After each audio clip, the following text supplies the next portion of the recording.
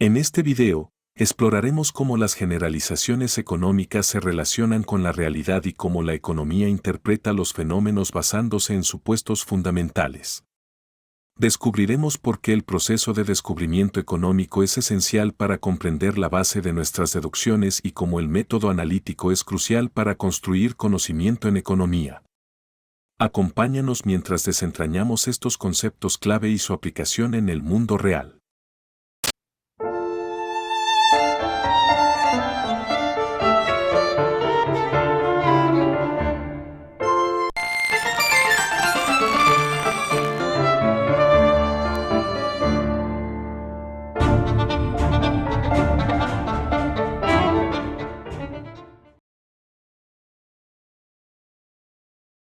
Hemos llegado al quinto capítulo de esta obra titulado Las generalizaciones económicas y la realidad.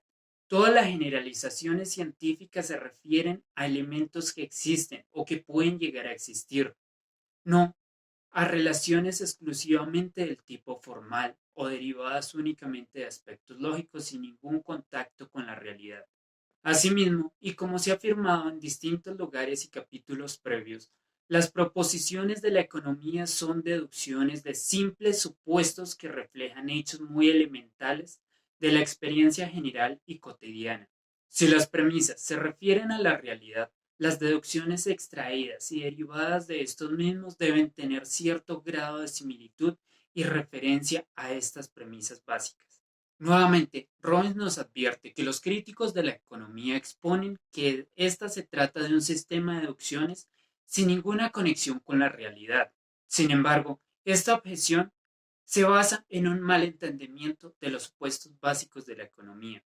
Por el contrario, puede afirmarse que existe menos fundamento para dudar del contenido real de la economía que para dudar del que tienen ciertas generalizaciones de las ciencias naturales.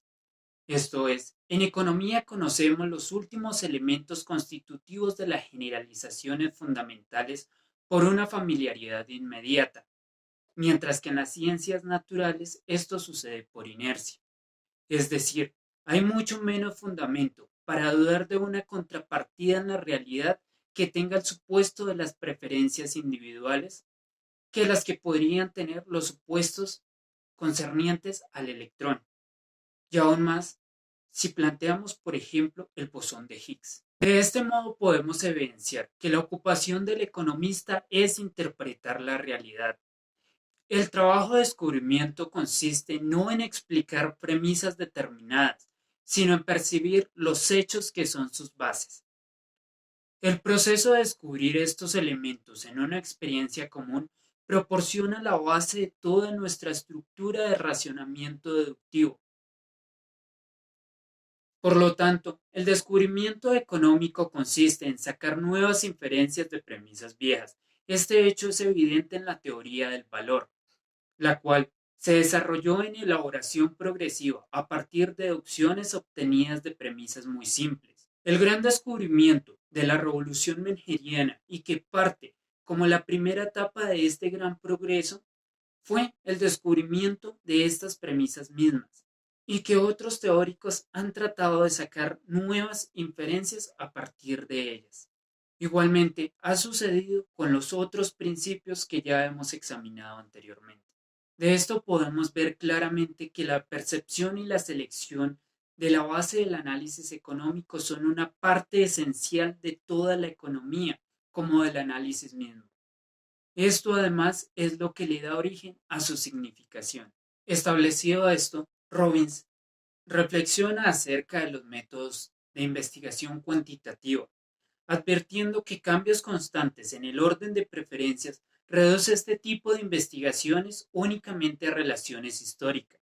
Por tanto, estas investigaciones cuantitativas no tienen una significación más allá de ser historia económica, puesto que dependen de tiempo y lugar determinado. Por tanto, sus coeficientes derivados únicamente tienen utilidad como medio para describir las fuerzas que operan en cierta época histórica. De este modo podemos ver que aquellos intentos que han tenido lugar para formular leyes concretas del movimiento de fenómenos tan complejos como la fluctuación de los precios, la dispersión de los costos o el ciclo económico, inclusive de elementos más elementales como las funciones de oferta y demanda, han estado condenados al fracaso desde el principio, y hubiera sido mejor no haberlas emprendido nunca. Sin embargo, es gracias a la teoría deductiva que se ha logrado establecer un conocimiento de las fluctuaciones y así de esta forma lograr explicar de forma general los ciclos económicos. De lo anterior, podemos deducir la superioridad del método analítico para construir conocimiento.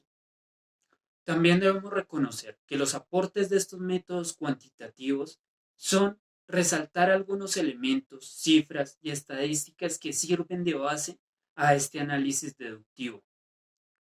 Sin embargo, debemos tener presente que la validez de una teoría determinada depende únicamente si ésta deriva lógicamente de los supuestos que hace, pero su aplicación a una situación depende de los conceptos que reflejen las fuerzas que operan en la situación que se trata de analizar. Esta última está determinada por la correcta comprensión de los postulados.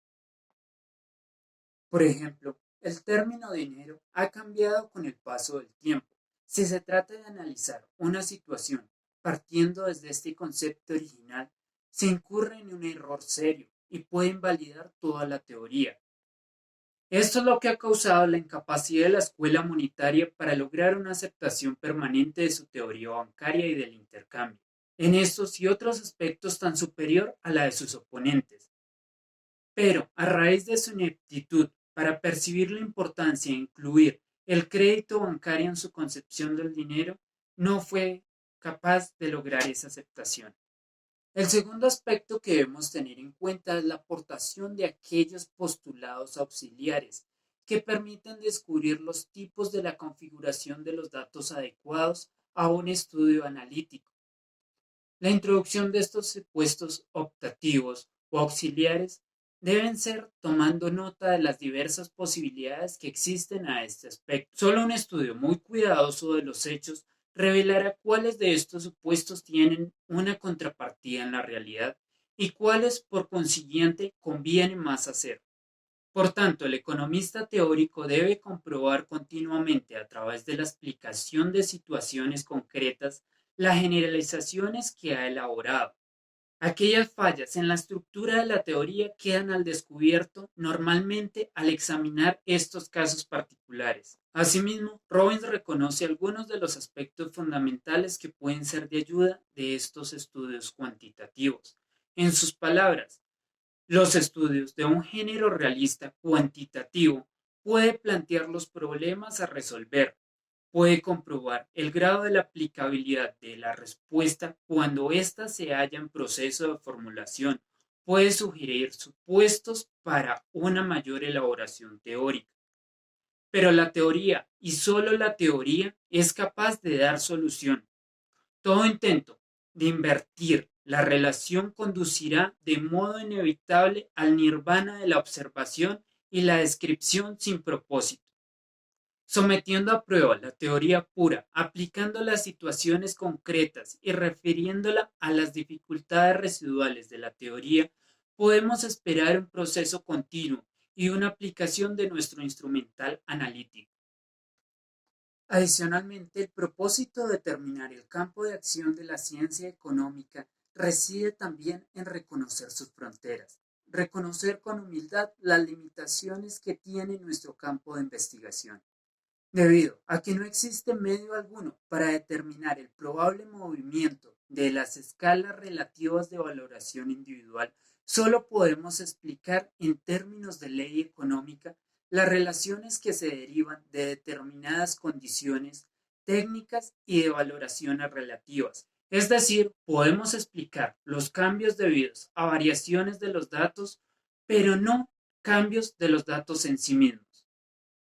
En la economía no existe ninguna técnica que nos permita pronosticar estas perturbaciones del espíritu. Podemos pronosticar sus efectos cuando han ocurrido. Especular acerca de los efectos de los cambios hipotéticos, considerar formas alternativas a investigar lo concerniente a su estabilidad y a sus tendencias a cambiar. Pero por lo que se refiere a nuestra capacidad real para percibir el proceso de un cambio, con su manifiesta dependencia de elementos heterogéneos de su contingencia, persuasión y fuerzas ciegas, sí somos humildes, tenemos que ser modestos en nuestras pretensiones.